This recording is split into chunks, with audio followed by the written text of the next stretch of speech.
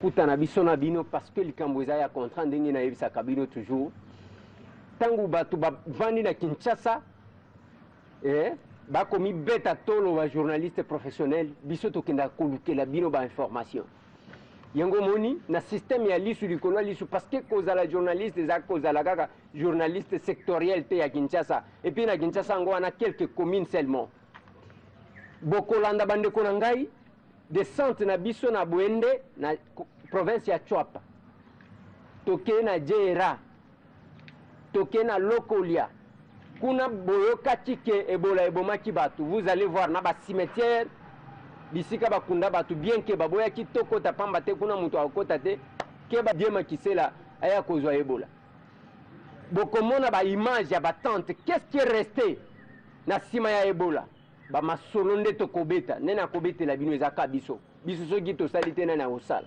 bokomona na ndenge ba riske yango na lobaka kolobake na zana kacha itumba nazobunda ozobunda na nani obunda kote nini monguna na yo aza nani champ de bataille na yo eza wapi et puis nani témoin na yo botika ko distraire batu na yebisa kibino muto a changer kombote les professionnels ba journalistes professionnels parce que OK poto ozonya olinyo pesa batulezi yo ebinini tokola kisabino biloko na ba investigation ba reportage biso to salaka moko koleka ya ba concert na biso Colette Brackman kolanda ba pesika titre munene basali publicité avec un budget costaud mais biso to salaka ngo sans budget sans moyens yango na lobaka toujours alors nde yango boko mona bandeko oyangai tokitaki kuna botala ba risque tozozwa na ba moto kokotaka na ba mai na ba bwatu ndenge tozwa ka ba risque ya kokende na kacha ba gaz lacrymogène wana bana mai msu babatami après ba eko distraire opinion ko distraire nani ya wana lobaka il faut moko même protection ngoyo ya ba œuvre d'esprit il faut que ezala bien défini ce n'est pas kaka mutu asali même chose na mutu mais pesa encore mo mususu bino bolobi c'est autre chose ya wana lobaka toujours Zacle, félicitations à Agir, félicitations à Nengo Pessi Impulsion. Nabatu Zakari Bababas. Naba journaux presque tout yaba lingala oyo. Bo pesa Zacle Gimels.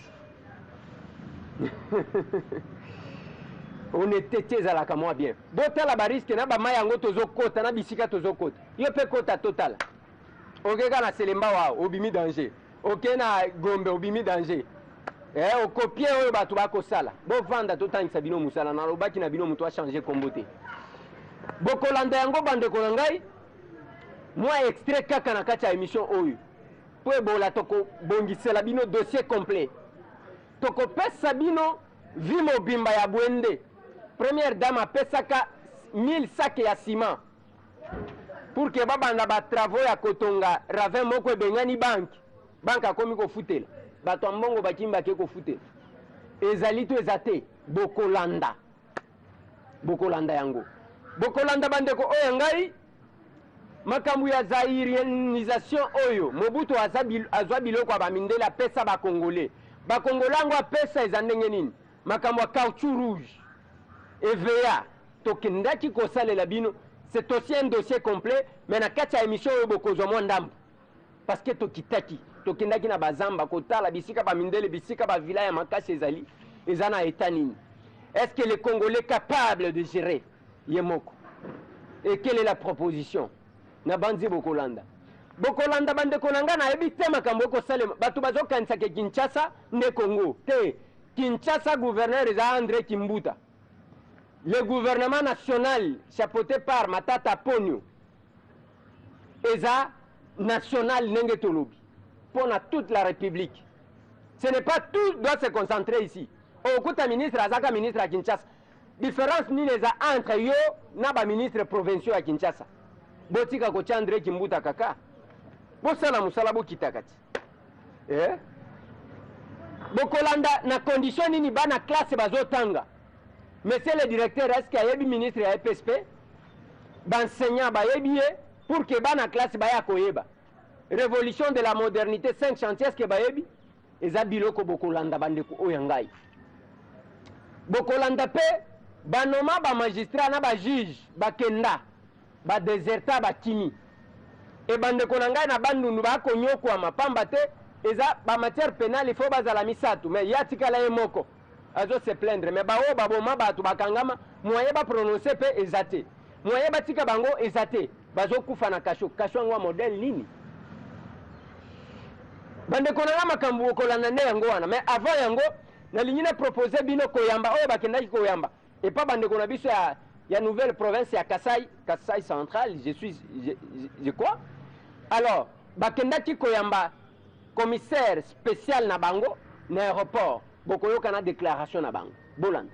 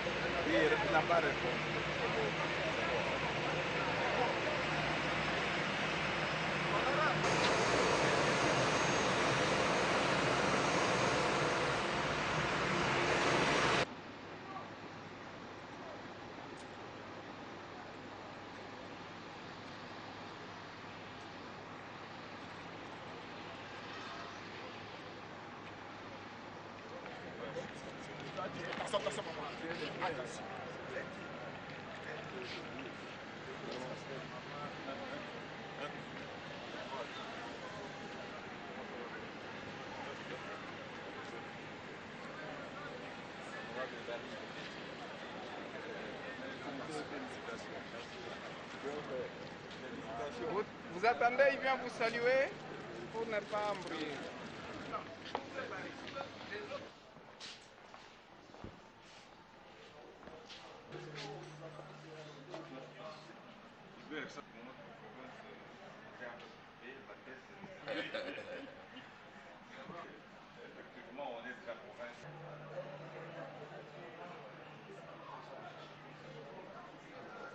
Maman, moto à côté de la fond dans sa bagage.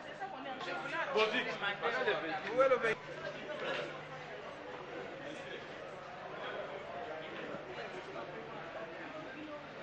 Toye koyamba bino awa lelo biso nyonso toza na esengo ya banomination na bino musala ebandi bandeko na biso nyonso ya Kasai bakoki kozela nini na gouvernement oyo ya bino bazela bosolo lelo ozotuna ngai nakanisi olingi nasala lelo badiscours yango wana toye koluka na mesana badiscours te fona nakoma na esika naza kokende nayeba makambo nini ezali kuna nde nakosala discours tolingi koyeba bien avant tolingi toyeba tana na mokuse nini oyo bandeko ya Kasai bakoki kozela mpo na nomination na bino bomesana mpe koyokaka badiscours ya ndenge mosusu oyo toza nango sikoyo ezali nde détermination na volonté ya kolakisa ke oyo réforme administrative bakamataki ekobikisa mpe kosalisa mboka na biso me kosalisa yango ndenge nini tokóma nanu kuna na terrain sino tokozala neti toza koreve le mosusu nakoyebisa bino makambo awa oyo ezali oyo ya bandeko oyo bazali kuna te bomesana mpe komonaka makambo ndenge wana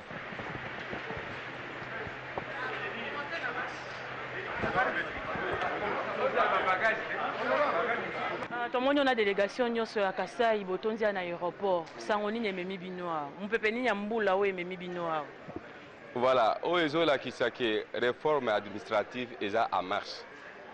Lelo bomoni kokisi ya parlementaire di Kasai, province ya Kasai, baye koyamba commissaire spécial ya gouvernement na bango. Nde expression de joie ya kosepela makasi mpo na biso, omoni ndenge aye, ti ndenge toyambi ye, sikoyo tozokende na ye na Béatrice Fontaine. Wana ezolakisa ke ya cohésion en interne entre les filles et les fils de la province de Kasai. Bongo mwana mboka natuna ona no likambo mukie makambo yango ya ba province ya sika oyo esili komema mbilinga toyebi te baza nommé bien sûr mais baza na ba député te baza na eloko moko te bako évoluer ndenge nini kaka province ya sika Kasai akotsa bandi musala nani ako contrôler nani ako sala ba suivi ya makambo nyonso Non, kolobake ba député baza te ba député provinciaux bazali. Nous avons des députés provinciaux. mais ekosala ke na ba grande décision mosusu il y a que démettre tel que commissaire spécial au gouvernement, il faudrait que l'Assemblée provinciale a mis référé dans le gouvernement central. Cela ne voudrait pas dire que tout ça n'a pas l'Assemblée provinciale. L'Assemblée provinciale, et Zosa la Moussa Nango, et Koba Nango, Ti Nasuka. Donc les députés provinciaux, Bazali, n'a pas chaque nouvelle province. Vous le savez. Dire que Bazate, Waneza, Lokuta, Mounene. Ok, et tant que chef de la délégation, Oyo Koyamba, Bakonzi Asika, province Nabiso à Kassai. Bande Konabiso à Kassai, Bakoki ko retenir Nini, Pe, et Loko Nini, Oyo Bango, Bakoki ko sala pour que province à Kassai et Kende Liboso. Non, Biso Toza organisé, bien sûr, à l'époque, le professeur Évariste Bochab a convoqué, Yendaza VPM a convoqué la journée de réflexion. Tous un cahier de charges na biso. Il y a un programme, il y a une nouvelle province, il y a Kassai. Bande konenge baye baza ko nommé bango. Au moment venu, toko zala ensemble, tout la kisa bango qui a eu un travail, toko remettre bango. Yende azali leader na biso a ko remettre bango document wana de travail au bako exécuté dans la nouvelle province na biso, il y a Kassai. Tout est dit dedans. Merci.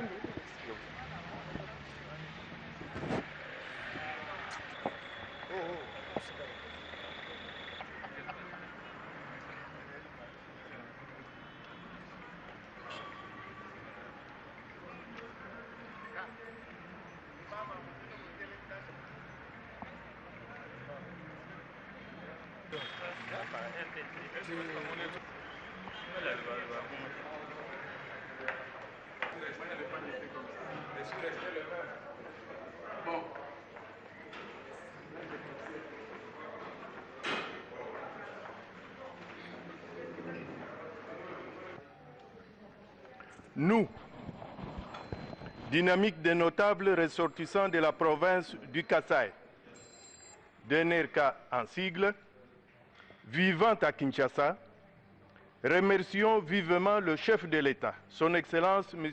Joseph Kabila Kabange, pour la nomination des messieurs Marc Manyanga, Hubert Bingo Mvula et Madame Rita Nchei Chitoko, en qualité respectivement du commissaire spécial adjoint chargé des questions politiques, administratives et judiciaires, et commissaire spécial adjoint chargé des questions économiques, financières et développement du gouvernement à la tête de notre chère province du Kassai. Toutes les couches sociales de cette province, à travers cette dynamique, réitèrent leur soutien total et promettent qu'elles conjugueront toutes les énergies afin d'accompagner les nominés dans l'accomplissement sans faille de leurs tâches pour les forces vives et sociales de la province du Kassai, dynamique de notables ressortissants de la province du Kassai. Je vous remercie. Moi, je suis Mbote. Mbote, maman. Je suis lelo awa boye koyamba ba yabino ba o ba nommé pour la province ya dans ba commissaire spéciaux ba nommé pour la province ya Kassai. Impression na yo to esengono ezanini. Merci beaucoup maman, impression ezala toujours 5 territoires de Kassai sensiblement mobilisés pour nous accueillir bandeko na bango bazali banimateur ya sika ya province na biso yango nde omoni Mweka, Ilebo, Dekese, Lwebo et Chikapa bazali na pokwa ya lelo na esengo makasi ndenge mokonzi ya mboka aponi baoyo misato bana ya province oyo bazali na compétence bazali na makoki ya koanime province oyo ya biso ya sika. Eloko nini bozozela kati ya bato misato batieli bino na province ya Kasai? Musala makasi ezali na province na biso ezali bitumba ebanda utakala yake tokende na province na biso lelo esengeli ete mokonzi ya mboka avi mukano ya kolobake la province où bato abundela bitumba banda kala et comme effectif. Alors il y a un de lobby. Bon, eloko na ko yebisa bango que voilà, les lots ezali musalo to sali ça fait beaucoup de temps. Les lots musala wana comme effectif. Population oyo le lobby et que Nzambe asungi bino à travers mokonzi mboka ya Tchebino bazo kutala bino. Eloko na ko senga ezali mingi unité et musala et monana. Et je sais que na confiance oyo mokonzi mboka pesi bino musale ko sala mandenge sengemeli.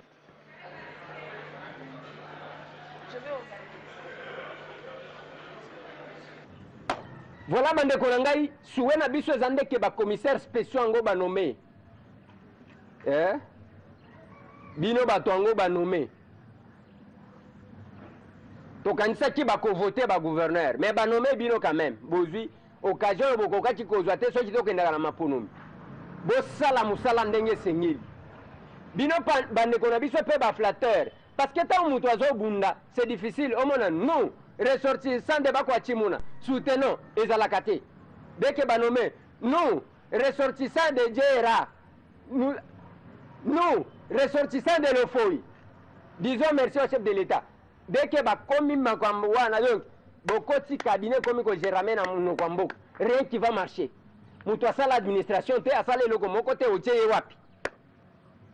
Je profite de l'occasion pour féliciter encore une fois de plus la grande dame. Maman Rit Jay.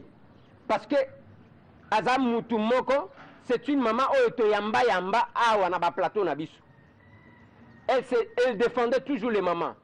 Aboya Kabiloko yake. Parce que Zamouana Moisi, il faut comité kanzoto pour que ça fonctionne. La méritocratie. Kalamingite na kopé Sabino profil. Félicitations pena commissaire spécial. Il y a Équateur. Oh batindi parce que moi mboka wana honorable Mwamba ayaku bato la kisabino ba député wana ba betaka na mbandaka ndeye wana batindi commissaire spécial yango na lobaka ezala bino ba policier vous êtes à politique et vous devez savoir ce que vous faites lelo ye wana batindi bino bozakuna bino bato bobeta ye qu'est-ce qui va se passer nena lobi mwana mkolo lupango kaka ndem to lobiti yango bande konanga na linyito songa Tola Kisabino Bandeko, Oyanga ya opposition, Bazaki na Fatima, Basolola Kimasoloni, qu'est-ce qui s'était passé avant que Tokende Nabouende? Parce que Ebola, un an après, Nena Kotita na Zamba, Asale la biso état des lieux. Bozo lia ba shawarma na ba beefsteak. Na ba café na bino bozo mela na ba contrôle la kate pas gouvernement et l'autre mon côté. Qu'est-ce que vous consommez? Moukongo. Les Congolais, au lieu de faire fonctionner la tête, il y a l'unique à faire fonctionner Moukongo.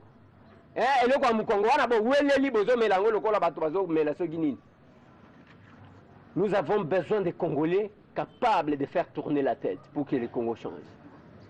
Bolanda bande konanga ya opposition.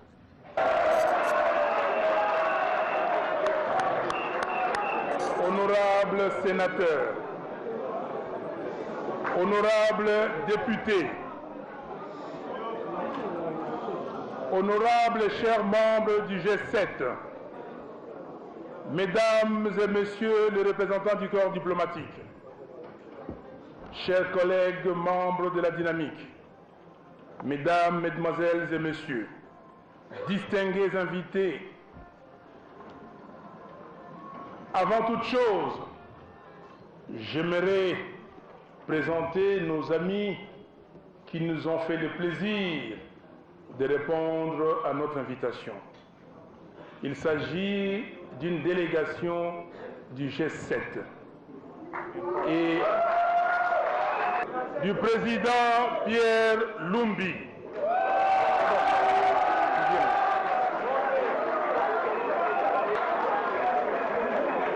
J'appelle aussi ici le directeur Albert Moleka et le secrétaire général Jacquemin Chabani.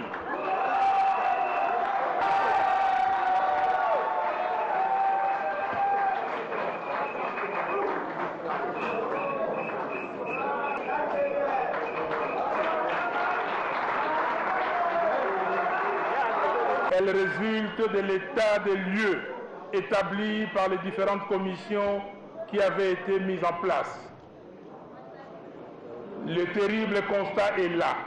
Mesdames, Mesdemoiselles et Messieurs, distingués invités, jamais, alors jamais le peuple congolais n'a autant été l'objet d'un tel mépris de la part d'un régime irrespectueux des droits humains, totalement indifférent à l'ordre établi, autoritaire et qui veut à tout prix se maintenir en place en violation de la Constitution. Où est Floribert Chebeya? Où est Fidel Bazana? Où est Armand Tungoulou? Que sont devenus Franck Diké et son épouse? La liste n'est pas exhaustive.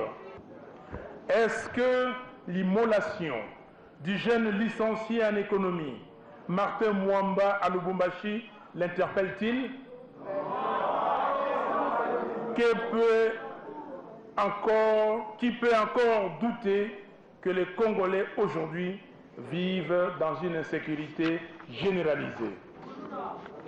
Que sait-on de l'accord de coopération militaire signé le 24 septembre 2015 à Kigali entre la RDC et le Rwanda, un pays réputé agresseur du nôtre?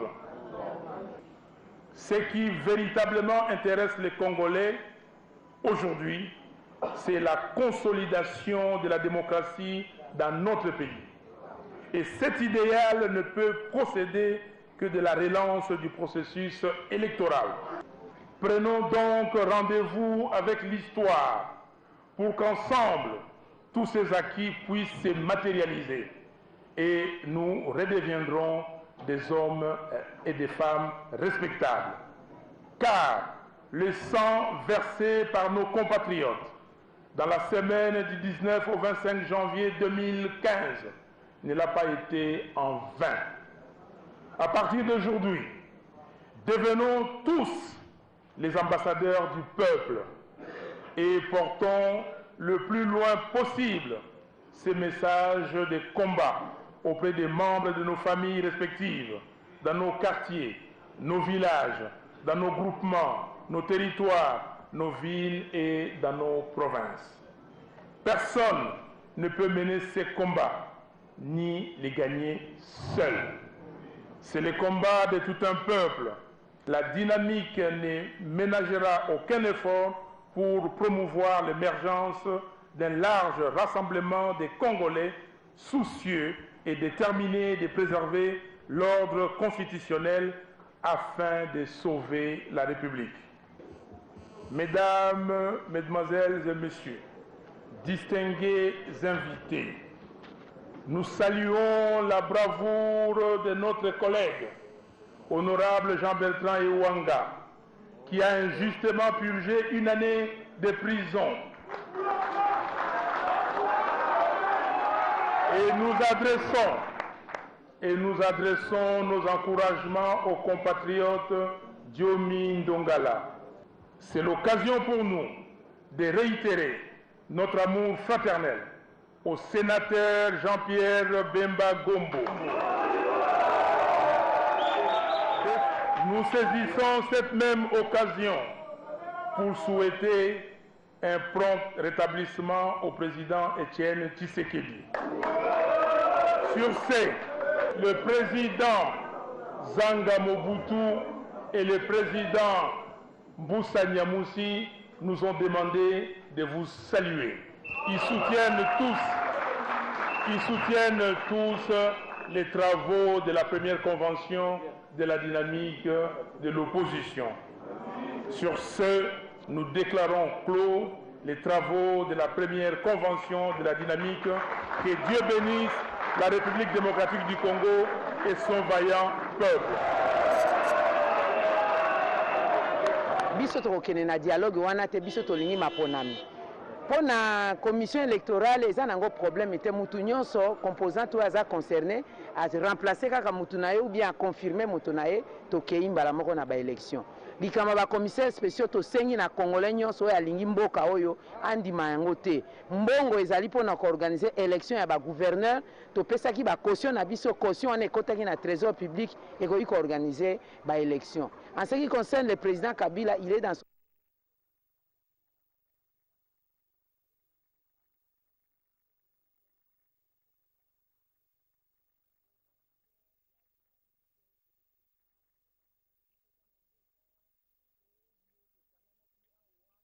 Touti koloba boye biso nyonso eloko moko mobeko moko botosi mokonzi likonzi biso nyonso il faut to sa constitution moto moko akobuka mobeko wana azalite na yango biso nyonso tokozela ba élection ya 2016 élection ya président de la République na élection ya ba députés nationaux tolobi boye dialogue oyo M. Kabila ali kobengisa toyebi yango te pe tokokende yango te tolingi eloko biloko esalema ya liboso enrôlement ya ba électeur congolais nyonso oyo azali na mobu zomi na mwambe tokoleka il faut akende po basala ye enrôlement et bongo lobi tobongisa fichier électoral po tokende na ba élection tolobi boye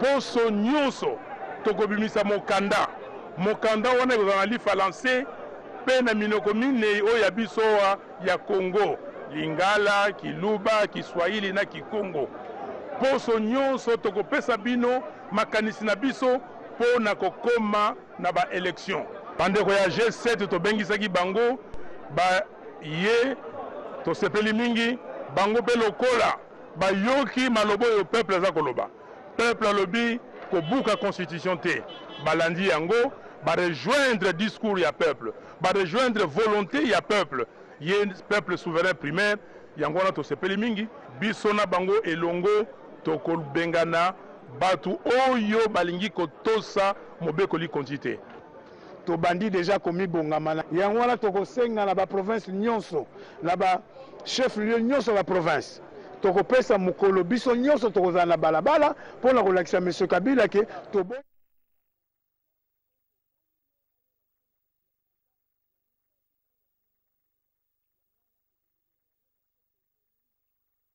lembi peuple alembi peuple aza na besoin le 20 décembre biso na palais de la nation tokopesa président ya sika mbote na bonne chance mpona Congo. Merci na bandi ezala kaka chapelet de bonnes intentions te bosala yango mpe en pratique ti parce que bino bapoliticien bokeba na maboko bakongole wana babetelaka bino bakongole mpe baumelaka te surtout bakino ako balukela mutu mpo batalaka na systeme ya lisu likolo ya lisu soki okosi ye lelo lobi okosa ye te eza ndenge wana le juicer na moi ezoloba makambo mosusu na butu makambo mosusu nalobaka na bino boye je connais les politiciens congolais plus que bato ebele ngai ozoloba na nani nazoloba na bino ti bapoliticien congolais ngai nayebi bango très bien bino aire moko bomonaka bango ka na télévision mais mwana mokolo lupango ayebi bango bien mutu na opposition libumu na kinga kati mais définis toi monsieur nene akanga yo na makasi okosaka bakongolais na moi na butu okenda kozwa mbongo tokolekisaka babor wango bokolekisa biso mpe totalika bino ti un après Ebola nini ekoleka na Bwende nini ekoleka na secteur ya Djera parce que Djera oleki Bolwa secteur ya Bolwa oyo ya bamwana mboka Ipeto nakomaki ti epa bapara na ye okendaki kosala nini me nakendaki kodécouvrir bino ti tous les politiciens puna Bwende nayebisi bino eza epa ya Jacques Njoli ti epa Félix Bosekota epa Bofasa Djema epa Jean Bertrand Egwanga Sewanga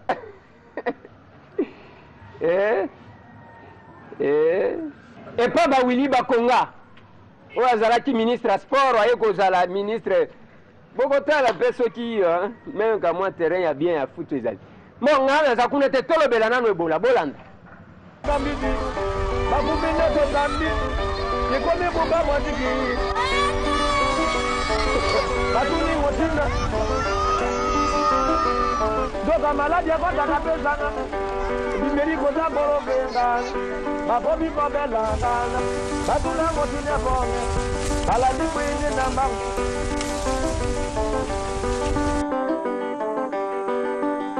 bamosusu mpe bakotaka bwende nano yingi bakoni batindimi bambila kotala mekili alumila Bandeko Balandina Bandi, Tolingi Tozwa, deux autres personnes. Baïbisa Biso, comment ça s'était passé? Ninezo Sala que système et retour au Balobana Kinshasa va déplorer mingi que province et Équateur en général, dans l'ancienne configuration, ils allaient se développer, te pambate, ils allaient Mbongo et Yena Soficom, ils ont na agence privée. Ce qui est na Western Union, ils ont na Soficom. Système à retour na Kinshasa. Yango tozali kozwa quelques témoins pour na baye bisabiso. Qu'est-ce qui fait qu'aujourd'hui, awa bisika, malade yango ibima, eloko moko te tikala, nyonso ekenda wapi? Mbote papa. Mbote journaliste.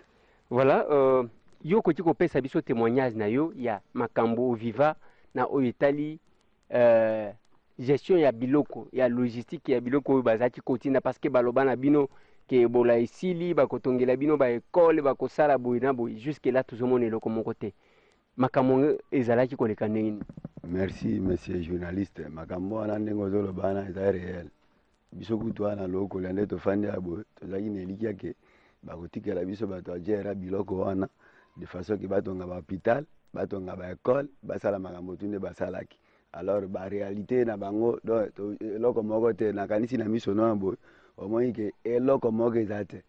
Mituka ezaki soki 4 camions minene, 4 Hilux, 5 Land Cruiser, Nissan Mibale, donc biloko wana tout ezaki kozonga ba moto ezaki à peu près soki ba 40 et quelques motos. Donc éparpillé ba panza yango bango moko na bango moko na biso bato to salaki mosala na ndenge tokana ina bango mais to se retrouver rien.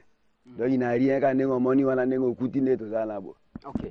Biloko yango ezongi Kinshasa to eke côté eke Mbandaka biloko yango eke wapi? Esali opération retour na bango. Bango moko baebi na côté ya mbongo ndenge tokana ike bakoyebaka kofuta ka bato babande ko travailler bafuta biso na lolenge wana te.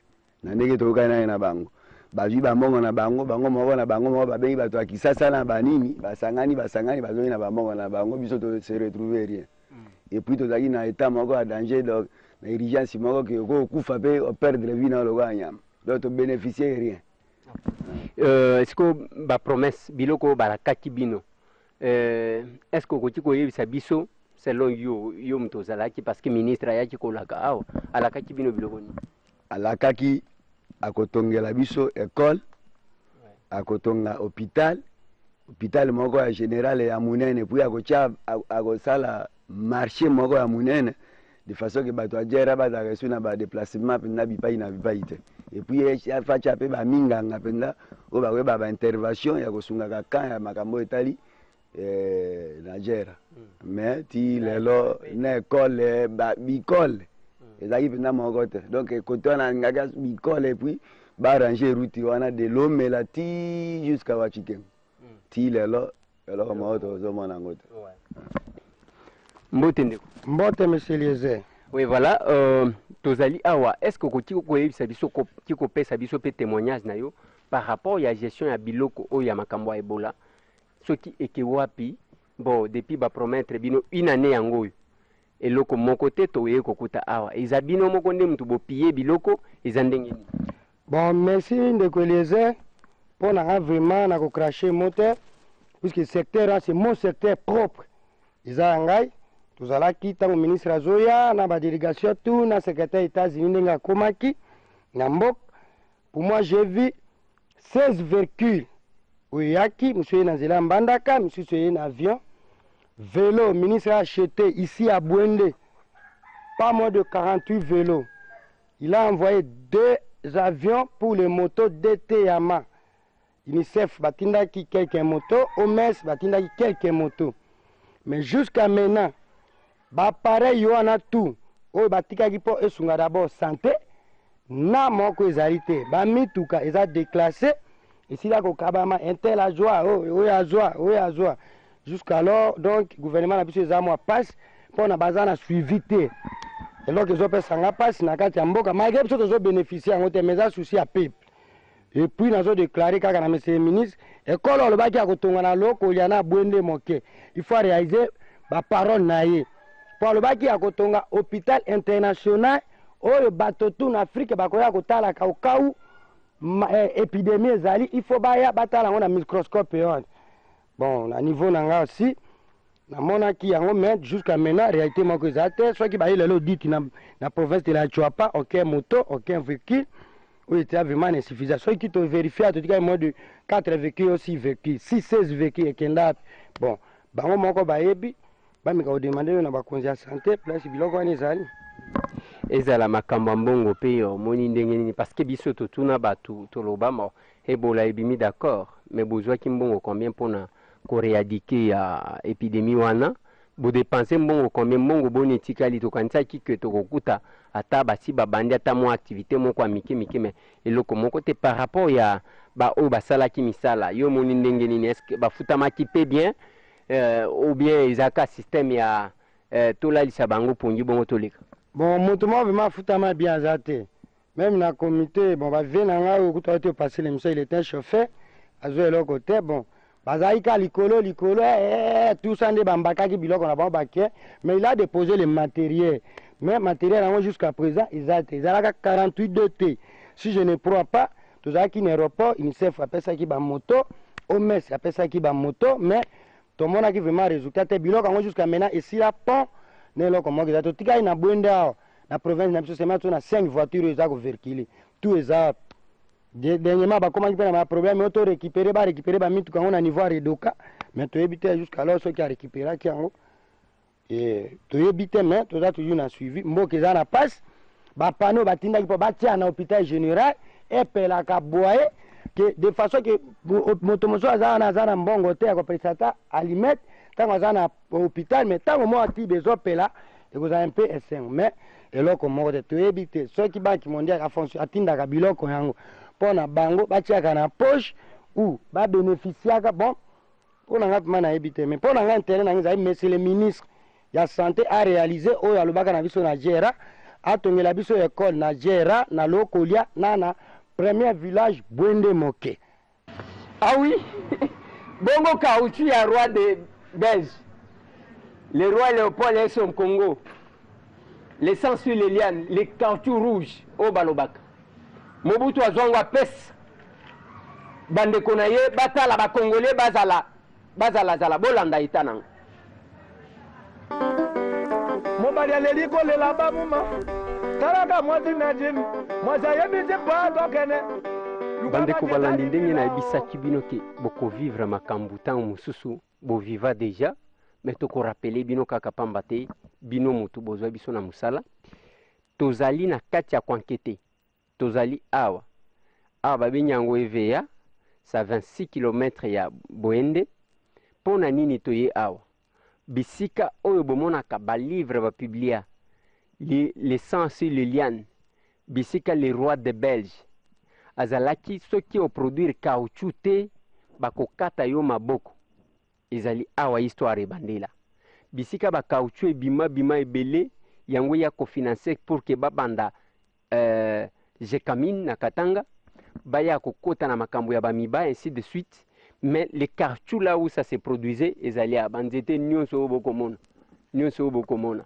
eza ba caoutchouc na ba caoutchouc oyo bo yebi histoire ndenge balobi ke les rois de Belge le roi Léopold II et son Congo bisika bandeko nanga bakata na maboko bisika etikali na eta oyo ndenge nini pipo na nini bomoni bandako ezanga ba fenêtre ezaneti bakomaka ko entretenir moi banzela qu'est-ce qui se passe réellement mais il faut nous rappeler bino une chose bandeko oyangai tangu Mobutu seri moko boye azui une décision alobi il faut azarianiser makambu azwa bozuya bapaya apesango ba autochtone awa apesa un Congolais qui est aujourd'hui sénateur tangu baspécié mais tala sikoyo eta nini eloko yango ezaleli.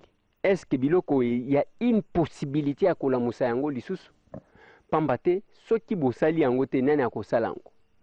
Si ça ne dépendait que de moi, il fallait que les chefs de l'État azongisela bango biloko na bango na État oyo ezaleli soki bakoki ko relancer économie. Parce que lelo tchoapa ekomi province yango bako développer yango na nini?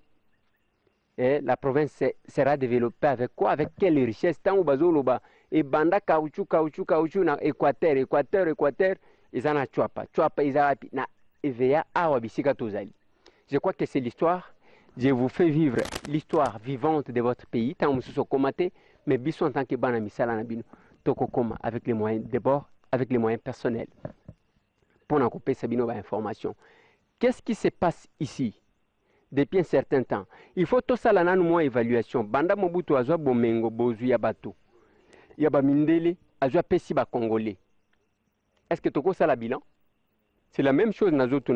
Depuis que Bobandi ba nomination à gouverneur, les autochtones seulement, est-ce que la province est au Liboso et Kozonga Sima? Combien de provinces qui se développent? Avec l'arrivée, l'avènement, il y a une nouvelle province. Qu'est-ce qui va se passer? Nakola Kisabino même na Bwende, bisika prison ezalaki. Ndakwa prison koi, bazui balotire bateki. Et comme il va tchaka ba prisonnier, ba tchaka bango wapi, bazo tchaka bango na camp.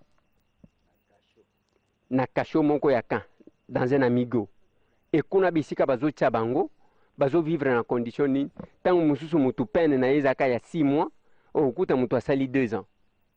Le tribunal ne sait pas se réunir na certaines matières parce que bazo kokate ezaka président moko soki na magistrat moko, c'est tout. C'est la même erreur que bandeko basalaki tango basali balobi ba nommé ba commissaire balobi ba kende ko travailler na ba chef de division unique. Qui a quel grade, qui peut travailler avec un général, qui peut travailler avec un radoc. Et puis ça qui m'a déséquilibre. Heureusement que Banomé, Banomé, toujours sur le land de comment on a monikuna, je crois que il faut aller à Mbote. Mbote. Bonio. Te, Nazali. Mboka oyo, Zamboka ni. Oyo, Ivea Wati. Ivea Wati. Bosala kamisala nini. Kauchu, ebimaka.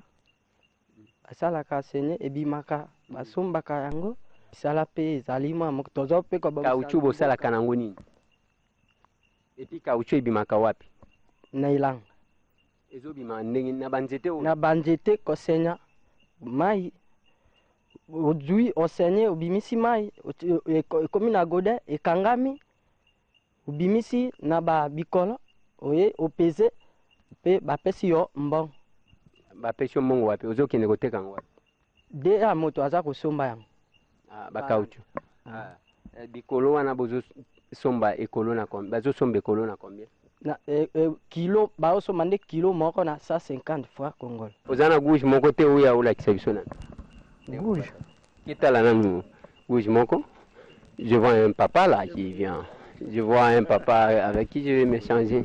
Bonjour papa. Boni papa. Bonjour. Nga na dalande technicien, mécanicien. Technicien. Bon, ça a mis tout cas, équipement. Équipement ya nini? Il y a société, par exemple, moteur, usine ou quoi, tout ça. Ah ouais, et la société ni? Culture congolaise. Des alliés. Il y a M. Ngoulou. Le sénateur Ngoulou. Voilà. Il est mon colonel. Merci. Très gentil. Merci. Voilà, on a bandi de Kwango, il y a Zongi. Voilà. Où les anines? Gouge. Hein? Gouge. Gouge. D'accord. L'exhibition là, on va voir.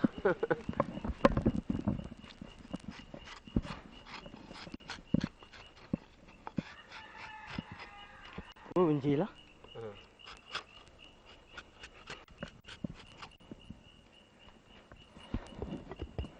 Au bandit.